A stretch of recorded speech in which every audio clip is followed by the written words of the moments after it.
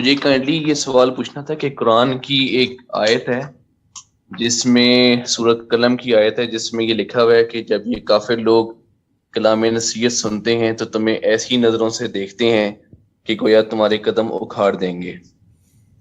تو اس سے جب اس آیت کی تفسیر ہم پڑھتے ہیں مختلف تفاسیر کے اندر تو اس میں وہ اس سے یہ مراد لیتے ہیں کہ نظر کا لگنا جو ہے وہ برحق ہے. اور صحیح مسلم کے اندر ایک روایت بھی لکھی ہوئی ہے کہ اگر آپ کو شبہ ہو جائے کہ کسی کی نظر لگ گئی ہے تو آپ اس سے کہیں کہ آپ غسل کریں، تو غسل کریں گے تو اس کی نظر اتر جائے گی. تو یہ ذہن اس چیز کو مانتا نہیں ہے کہ یہ کیسے مطلب کہ اس طرح سے ہو سکتا ہے. تو یہ جب میں نے آپ کی بھی تفسیر پڑھی تو اس میں آپ نے اس کو اس طرح سے نہیں لیا ہوا. تو اس کو تھوڑا سا ایکسپلین کر دیں کہ نظر کا لگنا کیا ہے، کہ آیا ہم اس آیت کی تفسیر میں پھر اس حدیث کو ریفرنس بنا کے نظر کی جو کنسیپٹ ہے اس کو مانیں گے؟ واضح ہوگی جی بات، شکریہ. اس آیت کا اس سے کوئی تعلق نہیں ہے، یعنی یہ تو ان کے رویے کو بیان کر رہی ہے.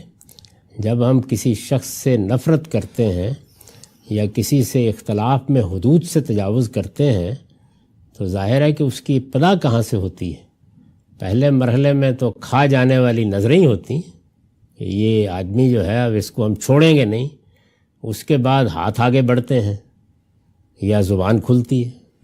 تو قرآن مجید نے یہ بتایا ہے کہ اتنا غصہ ہے ان کو اس دعوت پر. ظاہر ہے کہ یہ دعوت ان کے پورے معاشرے کو ایک چیلنج کی طرح درپیش ہو گئی تھی کہ یہ اپنی نظروں ہی سے یہ چاہتے ہیں کہ تم کو برباد کر کے رکھتے ہیں. یہ ہے بات. اس کا نظر بد سے، نظر لگنے سے کوئی تعلق ہی نہیں ہے. اس کے لیے آپ میری تفسیر دیکھ لیں، اس میں استاذ امام امین احسن اصلاحی کی تفسیر دیکھ لیں، اور دوسرے بھی جو اچھے جدید علماء ہیں وہ اس سے کوئی تعلق نہیں مانتے، نہ ماننے کی کوئی ضرورت ہے. یہ تو ادب کا ذوق نہ ہو آدمی میں تو ایسی باتیں کر سکتا ہے. ہم بھی کہتے ہیں کہ تم تو مجھے کھا جانے والی نظروں سے دیکھ رہے ہو جی، میں نے کیا ایسی غلطی کر دی ہے. تو یہ اسلوب ہے جو قرآن مجید نے اختیار کیا ہے. نظر بد سے اس کا کوئی تعلق نہیں ہے. تو قرآن میں تو از راہ کرم اس طرح کی چیزوں کو داخل کرنے کی جسارت نہ کریں. اس کے بعد رہ جاتا ہے یہ نظر بد کے بارے میں لوگوں کا تصور. تو یہ قدیم معاشروں میں موجود رہا ہے، اب بھی ہے بہت سی جگہوں کے اوپر. رسول اللہ کے زمانے میں بھی یہ مانا جاتا تھا. تو جیسے مختلف دوائیں آپ نے تجویز کیں اپنے معاشرے کی روایت کے مطابق، یا کسی موقع کے اوپر کوئی اس طرح کی بات کہی کہ اگر تم یہ محسوس کرتے ہو تو یہ طریقہ اختیار کر لو، یہ بزرگوں سے سنی ہوئی باتیں ہیں.